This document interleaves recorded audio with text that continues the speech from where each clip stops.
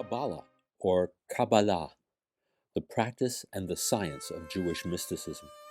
We can think of it as a way to reach a higher consciousness and reaching a higher frequency in our thought and mental awareness.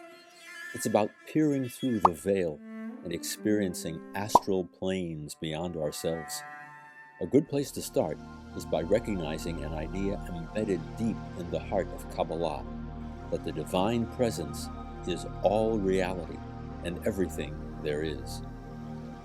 We obviously think of God, but the word God is really pretty inadequate. So let's simply refer to the divine source of all things. Everything is part of this divine oneness, but there are many sides of oneness, many aspects of what our consciousness perceives as reality. In fact, there are 5 dimensions of reality: the body, the heart, the mind, the soul, and the spirit. And the goal of existence is the realization of the divine presence, the source in each one of us. And when we dig down deep into these concepts, we find a lot of commonality with Eastern religions, specifically Hinduism. So there's a lot of room here for interspiritual exploration and great appeal for those searching for higher truth beyond the confines of a single religion or faith. As we elevate our consciousness to ever higher levels, we find ourselves drawn to infinity, an ultimate unbounded reality known in Kabbalah as the Ein Sof, which literally means without end. It is taught that with every act of goodness performed, with the right intention, a term called kavanah, the knowledge of your own oneness with the source, in Hebrew, da'at dvikut, is awakened.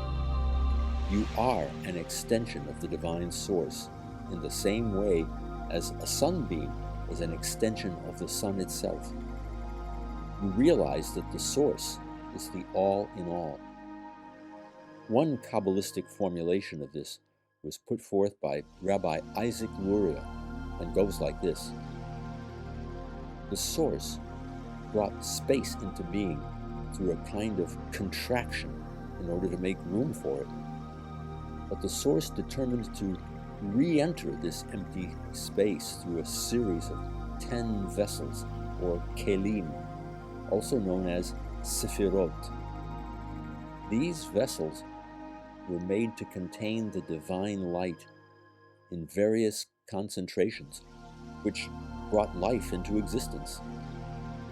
Let's think of it as the re-entry of the divine source into the emptiness of space.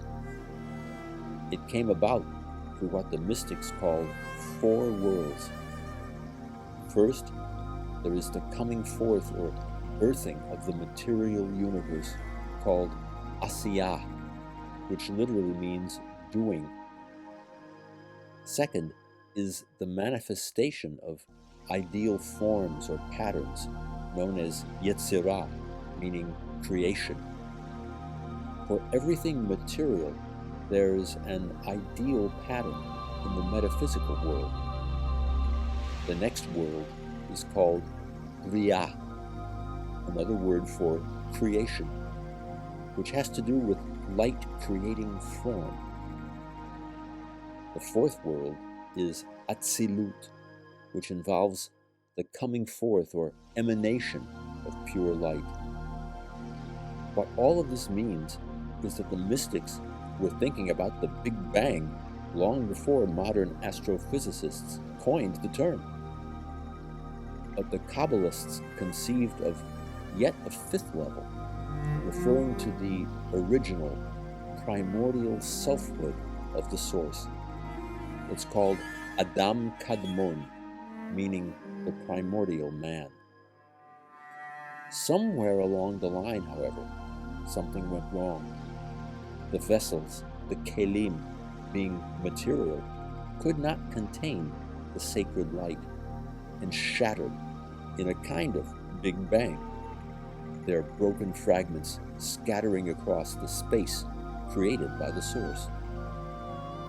sparks of divine light became trapped in these shards and therefore cut off from their source.